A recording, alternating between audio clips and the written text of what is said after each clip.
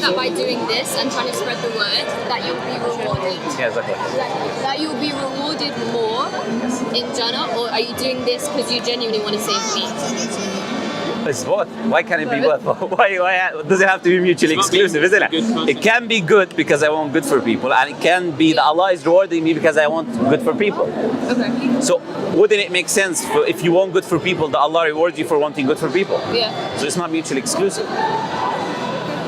So that's my position, you know? Okay. But the question is, before you go, is for you, because you said you don't believe in a creator. Can you tell me where did the universe come from?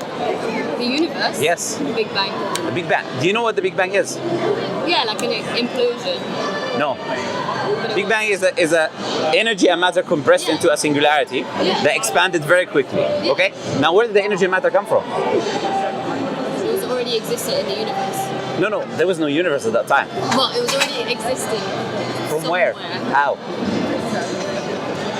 Where did it come from? If you go what far caused? back enough, I could ask you the same question. Where did Allah come from? There wasn't Excellent question. I would answer it by saying you cannot have an infinite chain of dependent things.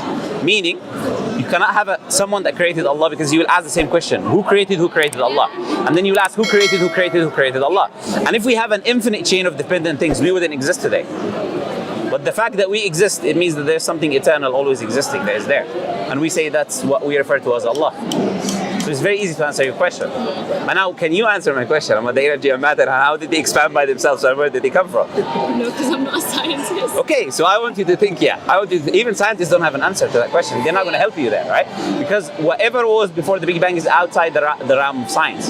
Because science is based on materialism, and it's based on what we can observe. Exactly. And they say, at the time of the Big Bang, there was infinite equations. It means all laws that we use today are not applicable at that time.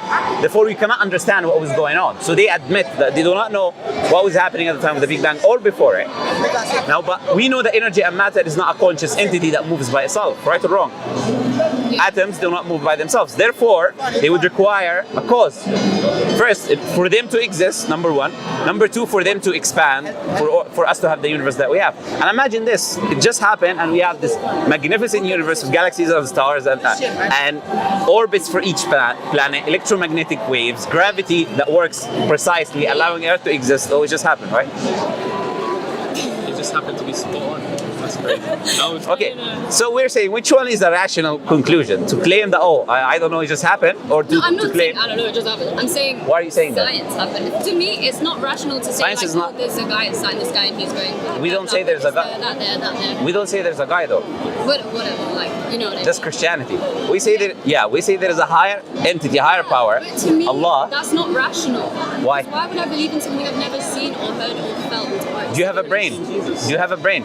No, wait. I want the more important question. Do you have a brain? Do you have a brain? Have you seen your brain? I can see it on a brain. No. Have you seen your but brain? I can see my brain. No. You're not answering. Haven't, No. But I Okay. can. Okay. I Thank can you. see it tomorrow. No, step by step. You said you haven't seen your brain, and you said you cannot believe in that which you haven't seen. Therefore, why do you believe in your brain when you haven't seen your brain? Because I know it's there. Sorry? I know it's there. Like, Okay, so you don't need to see something to believe it, right? I've seen brains. No, I'm making now... Not my brain. I've never seen any gods. Okay, now, do you want to retract your statement? You don't need to see something. You're still on your statement, right? Okay, you don't need to see it. I want proof that it's there. I want an experience. I've experienced my brain because I'm really smart. Okay, so now... but I've never experienced God. Have you been to China? Why is China? The country. How do you know you've never been there? I don't know. So why is the proof? You just said you... But I'm not going to walk around going, does China exist? Like, I'm not that skeptical. So does China exist? Does China exist? Probably.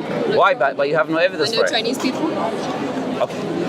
When they say... You know what I mean? I've had experiences. No, I'm trying to make a point, and I know you don't. Deep down, you don't believe in what you're saying. You don't necessarily need evidence for everything in order for you to believe it.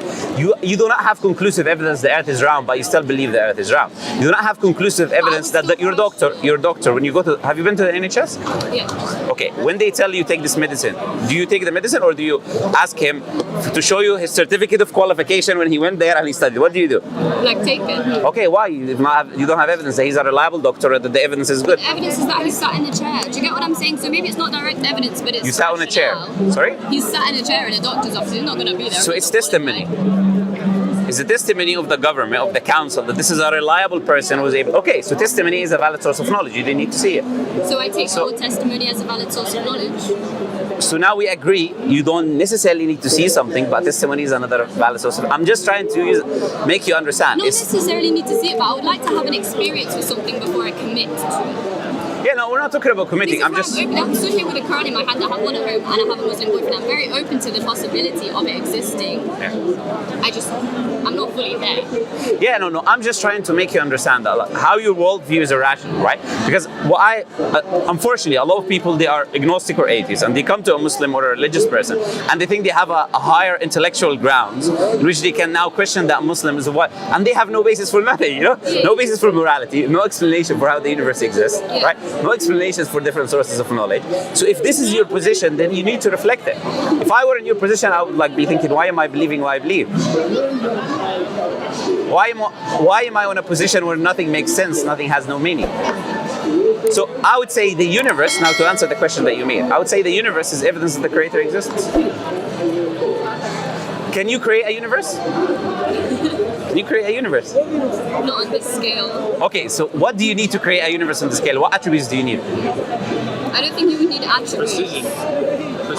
I don't think you would need attributes. So you don't need knowledge, you don't need wisdom in order for you to have zillions of stars and galaxies. You don't need power to create atoms that each one of you split. It creates a nuclear explosion. Wisdom, mercy. I don't think you need any of that to create a universe. So you should be able to create it then. Go ahead. Make the universe number 2. But I'm not a body of science. No, you just claimed you don't need power, energy. You don't need nothing to create a universe. So you have to create a universe for us. I can't create a massive implosion and create a Why not? singularity because of course I can't. Why not? Of course I can't. It's like asking a cow to do a backflip. You can't do it. No, I'm asking why not. Give me a reason. Human, I can't. Human, so you have limited attributes. Is that what you're saying? So you need maximal attributes to be able to do it. That's what I was just saying. And the maximally perfect attributes is possessed by God. Necessarily you need attributes. I think you need to be science to create. Like you need to. Do you know what science is? Yeah. Tell me. The study of it, or like. Yeah. What is the scientific method? Everything around us. Science embodies so many things. It's the study of observation. It has a definition. Do you know the definition of scientific method? Okay. So when you say you need to be science, that makes no rational sense. Obviously, but you know what I'm saying. Yeah, okay. Because science is not an entity that exists, that you can touch and can do things, right? Science is a concept. The scientific method is the study of the physical world through experimentation, repeatability, and falsification. That's the definition of science. Do you know where science comes? Do you know who developed this method? It's a Muslim. His name was Al-Hasan ibn Haytham in Andalusia. His book Optics, who developed the new scientific method that you're using today. So when you talk to Muslims about science, we know very well what science is. Science is just a tool. It's an instrument that you can use to discover. Science is a tool. I think it's the beginning.